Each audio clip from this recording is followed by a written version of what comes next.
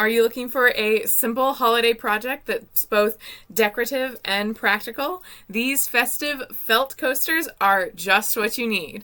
Hi, I'm Christina, and I love to digitally pattern draft, creating some unique pieces of wearable art. And of course, some housewares and accessories come in to that, especially during Christmas time. Today's project in our 25 Days of Christmas is a set of felt fabric coasters with really fun designs. These coasters are beginner friendly and quick to make. They feature festive patterns and are perfect for holiday gatherings. So let's get the pattern, you can find it down below, and gather the rest of our materials and start creating. Let's start.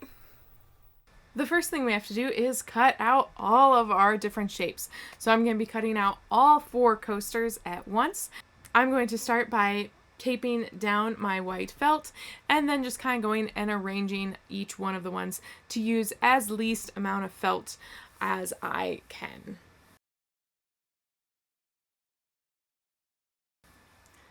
The one thing I do really appreciate about the Cricut is I can manipulate and put all the pattern pieces exactly where I need them to go. So because I have white and I have some pieces cut apart in it in funny areas, I can still make sure that I cut out the exact areas that I need to.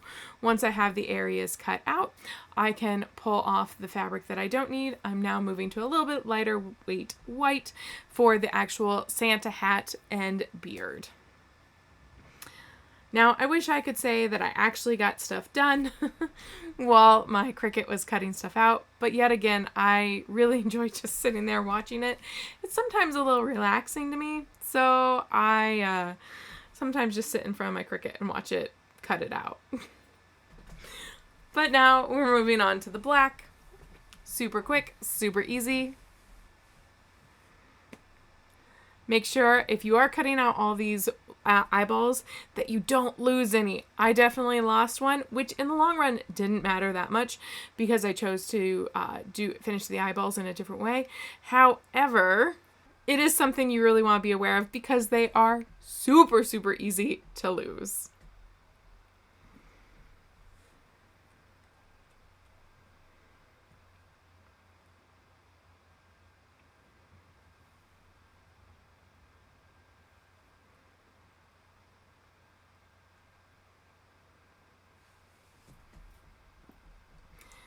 And as I am kind of finishing up cutting out each one of my pieces, I actually am starting to kind of put these different felt pieces together, stacking them on top of each other, how I will design it in the end. And I am really excited about how cute they're coming out.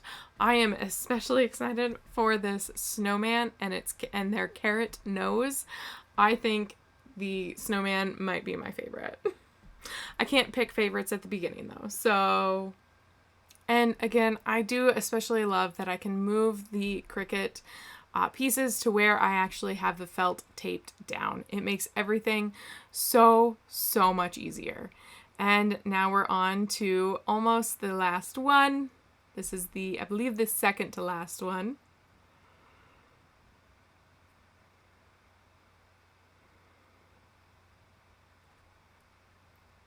And one more to go. The bright green.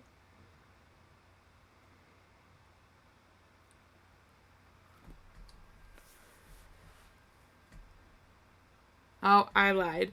One last one. It is the elf hat. The darker green. And here we have it. So now that I have all my pieces, I like to lay them out like you can see. Then I'm going to use this fabric tack glue to actually put them together. This stuff is great. So I'm just going to kind of go around each of the edges and then kind of fill in the center loosely, not super heavily. And then I'm just going to put each one of these pieces down on the pattern. Now, like the hat and the hat little fur lining, you want to make sure they are lined up as close together as possible.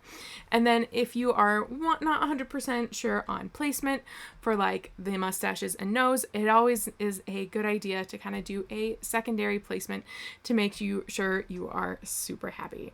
So there is our Santa Claus. Next, we're going to move on to the elf. Now, I did forget to record putting on the hat and the little hat lining, but it goes on the exact same way as the Santa hat. Then it's all about the placement of the nose and mouth. Next up, we have our snowman. So I'm going to start again by placing the very point of the hat. I'm going to glue around the edges and through the center. Make sure it's nicely aligned with the corner and place it down. Going to do the exact same thing with the little hat band. Make sure it's nicely placed. Give it a nice firm push down. Next, I'm going to check the placement of the eyes and carrot nose. Once I'm happy with that, I'm going to glue the back of the carrot and then push it down to the front.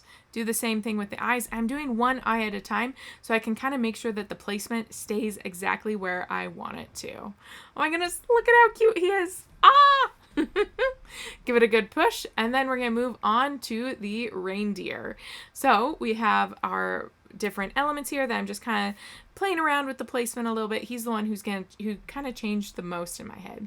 Then I'm just going to start picking them up one at a time, starting with the nose, gluing the back, and making sure I'm happy with that. Then I'm going to move on to the eyes. And again, this time I'm leaving them all placed on there and picking them up one at a time. For the ears, I'm only doing half because half the little ears stick off. And same with the antlers. I'm only gluing the part that is actually going to be on the square. I'm going to give that a really good push down. There we go. Then I'm actually going to let them dry for 24 hours. I want to let them dry so I know that they're good. Now it's time to add some of those finishing details. So I'm going to use some puff paint for my Santa eyes and my elf eyes. Since I wasn't 100% sure what kind of eyes I wanted to do on both of them, I wanted to kind of give myself a few different options. So I just took a little piece of paper and I drew on 2 different types of eyes, and then I changed it up so that I could kind of see what I preferred. I really liked these like smiling eyes, so that is what I decided to do for both of my elf and my Santa Claus. I'm not really a huge fan of these block circle eyes, so it's definitely the smiling eyes. I would love to know which type of eyes would you put on your Santa Claus if you were going to do that. Let me know in the comments which eyes you would put on. There we go. Then I'm going to set him aside and let him dry also for another 24 hours. The puff paint will dry faster than that, but I'd rather not risk it, so I just put them aside for 24 hours. Then finally I have the little reindeer mouth that I have to add. So I'm just giving myself a practice run and then finishing him up. I am so excited how they turned out. I think they are so cute. Which one's your favorite? And here we have it. We have the cutest little bunch of coasters to protect your tables. I can't decide whether I like these ones better or my fabric coasters. Although that reindeer and the the snowman, they're all too cute. I can't pick a favorite. If you want to make these, you can definitely find the pattern down in the description below. I would love to see what colors you choose and how you choose to put them together, because they are a fun bunch of coasters to put out for your holiday spirit. If you enjoyed this video, please make sure to like and subscribe. That way you can continue to see other fun holiday projects, as well as other sewing projects, and of course, some digital drafting. I look forward to seeing you in some of my other videos. Happy patterning and sewing!